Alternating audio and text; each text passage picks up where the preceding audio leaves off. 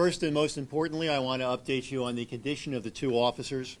Officer Brian Norberg is improving and is in good condition, which is hard for you to believe considering that he was shot several times, but God bless him, that 21-year-old is made of sterner stuff. Officer Graham Kunish is still recovering. He's still critical. We have absolutely every expectation that he's going to pull through, but he is still being treated seriously, and he is in good hands. He's surrounded by family, and he is receiving expert medical attention. The suspect is in custody. District Attorney Chisholm is here with us today.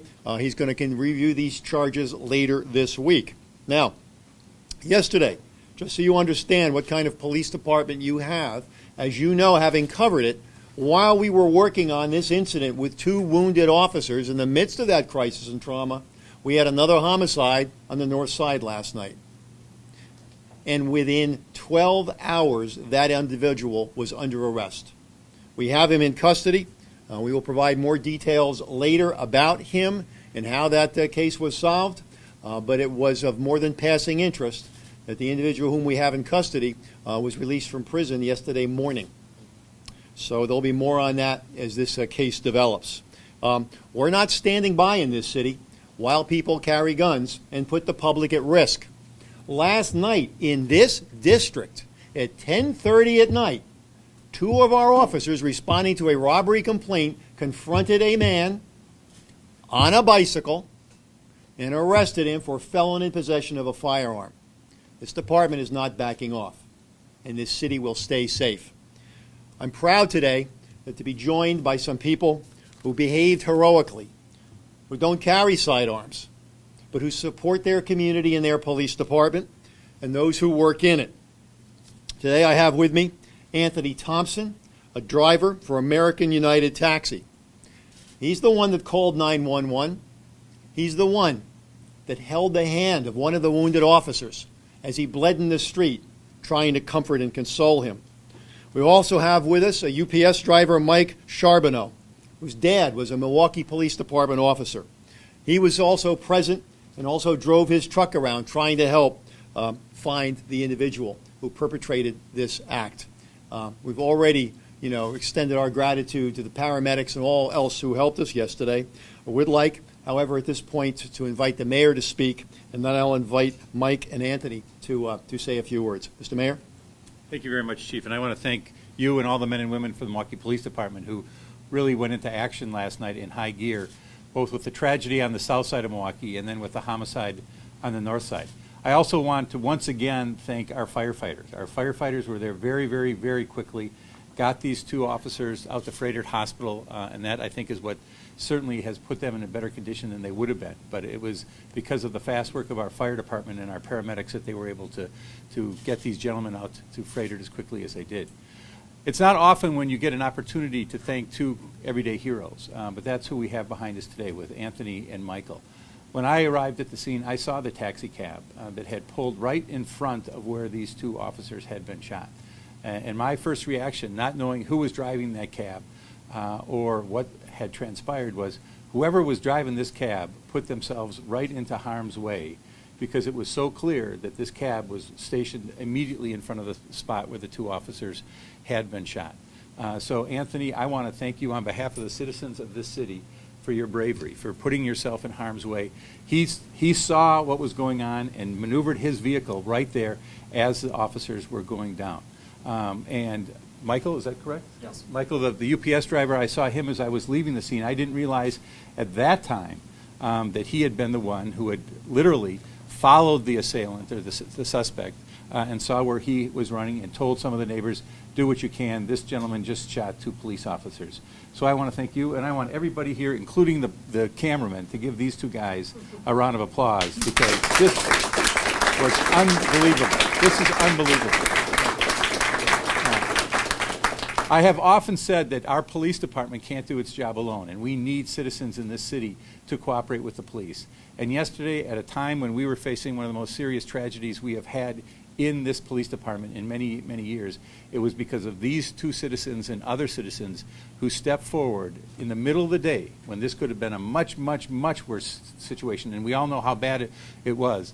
But they were able to really help the situation and help the police officers who were there. I also want to thank the literally dozens of police officers who converged on this scene and on the north side scene. And again, as the chief said, it shows you how proactive this department is and how aggressive they are in doing what they can. Now I want to spend a minute talking about the gentleman who shot him.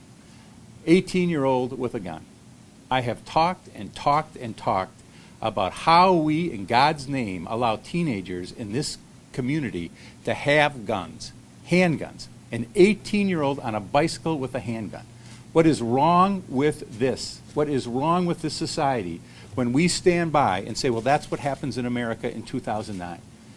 That's what has to change.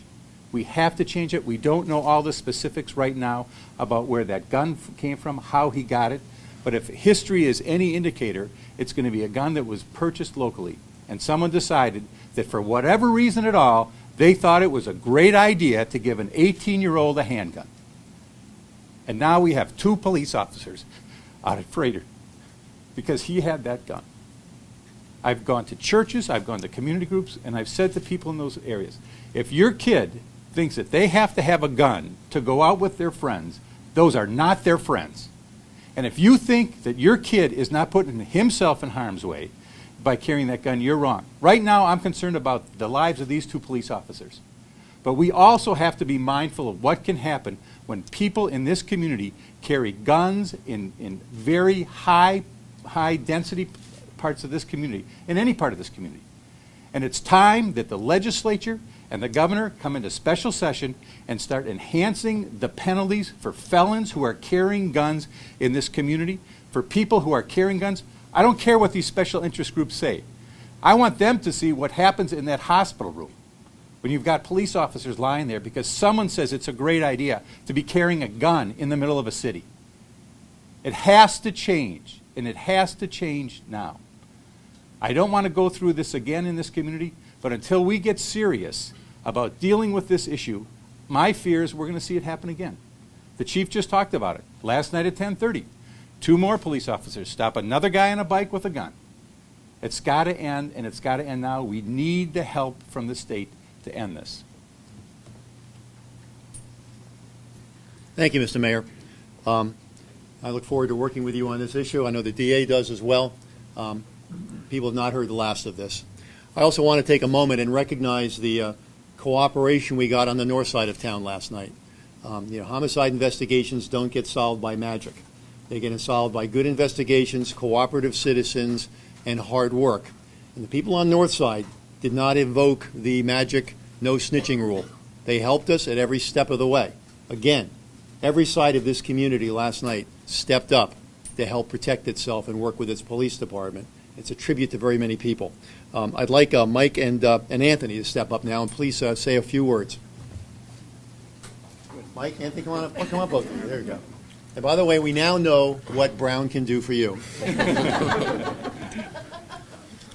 I would just like to send my prayers to the officers, and I'm thankful that I was able to contribute. And now, in reality, I don't think I'm a hero. I did anything that any decent person in the city of Milwaukee would have took the time out to do if they seen any 2 people laying on the ground bleeding, whether they were police officers or regular citizens. And I would just like to say that I hope my thoughts and prayers are with them. So are mine. My thoughts and prayers are with the officers and their families. And I also feel like I didn't do anything. I was just trying to do what I could do to help. I just saw the guy run in and tried to find out where he was going so I could help in the investigation and the search. All right, Captain Galliano, please step up. This is his district, and he's had quite a 24 hours. Thank you. First off, obviously, our prayers go out to our officers, our young officers who are out on the street in encountering this kind of situation, and our prayers go out to them. What I would like to talk about, though, is the entertainment district within Walker's Point. The media needs to realize, and the citizens need to realize, that the Walker's Point entertainment area is a safe area to be. This is an isolated incident, obviously, in that area, and we don't want to cast a cloud over that area where so many businesses are working so hard to make a living and run a great business, and there's people living there that are great citizens. The crime rate for that area, the first 6 months of this year compared to last year, is down 18%. So we're doing everything we can in that area to keep it safe.